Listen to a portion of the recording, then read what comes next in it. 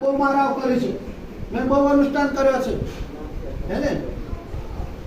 તમે યજ્ઞ કરશો કે નહીં કરો, યજ્ઞથી ભગવાન મળશે કે નહીં મળે મને ખબર નહીં. મેં બહુ યજ્ઞ કર્યા છે. હું દર વર્ષે 1000 કુંડીનો યજ્ઞ કરું છું. 1000 કુંડીની એક કુંડી ગણું તો દર વર્ષે 1000 કુંડી યજ્ઞ થાય છે.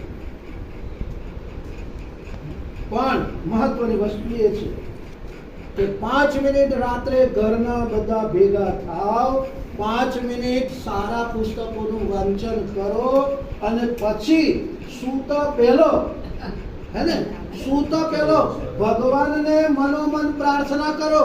કઈ પ્રાર્થના? કે હે ભગવાન, તે મને સવારનો નવો જન્મ આપ્યો અને અત્યારે હું તારી શરણમાં આવું છું. ત્યાં સુધી મારા ઘરના પરિવારો અને મારા સંપર્કમાં આવનાર જે વ્યક્તિઓને મારાથી એના દિલને દુઃખ થયું હોય, એવું વર્તન થયું હોય અને એવું બોલાયું હોય તો પ્રભુ તું મને માફ કર.